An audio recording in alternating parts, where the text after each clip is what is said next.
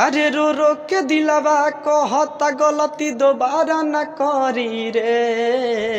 प्यार कहिला के दे तारू साजा गोरी, प्यार कहिला के दे तारू साजा गोरी, तहरा गली से निकली जनाजा गोरी, तहरा गली से निकली जनाजा गोरी, छोड़ के हमारा के दूर कहीं ना जा गोरी, छोड़ के हमारा के दूर कहीं ना जा गोरी, तहरा गली से निकली जनाजा गोरी, तहरा गली से निकली जनाजा गोरी।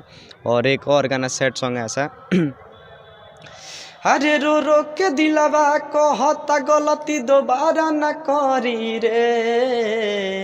अरे रो रो के दिलवा कहता गलती दोबारा न करी रे। धोखा दिले बिया जन प्यारी, धोखा दिले बिया जन प्यारी, ओकरा पिलुआ परी रे। धोखा दिले बिया जन प्यारी, ओकरा पिलुआ परी रे। ये भी गाना काफ़ी अच्छा चल रहा है आप सबके प्यार से। अच्छा, कहीं ना कहीं साफ़ सुथरा जो गाना होगा उस गाने का हम लोग प्रमोशन भी करेंगे, और जो साफ़ सुथरा जो गायक होंगे, और जो ढोड़ी चाटवा चोली खोलवा घंघरा उंगरा वाला ये सब वाला जो गाना होगा उस सब कतई हम लोग प्रमोशन नहीं करते, उसका विरोध भी करते हैं। और चाहें शायद सुपर जैसे एक और गाना कुछ हो जाए दर्शकों के लिए। हाँ, एक और गाना आपके माध्यम से सुनाना चाहेंगे।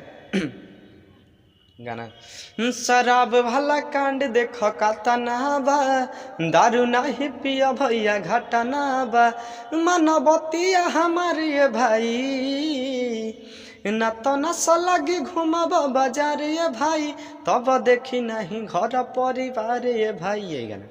अच्छा, सैड सॉन्ग एक और कोई है क्या? एक और सैड सॉन्ग से है। हमरा जिंदगी में आगिया लगाब तारू, हमरा जिंदगी में आगिया लगाब तारू, काहे हमरा के पागल बनाब तारू। ये गाना। प्यार तो लग रहा है कि आपको हुआ होगा। ना ना, प्यार वार नहीं हुआ, बस ऐसे ही आप सबका प्यार। ना, सैड सॉन्ग गजब गा रहे हैं। हाँ, सैड सॉन्ग बस राइटर जी लिखते हैं, महताब जी, और मैं गा देता हूं। लेकिन जो प्यार किया होगा उसी को मतलब विशेष उस तरह का फीलिंग आपको हो रहा है सैड सॉन्ग का। और जो भी मेरा सैड सॉन्ग होता है ये शाहिद सुपर एंटरटेनमेंट पर रिलीज होता है, ऑफिशियल चैनल है मेरा।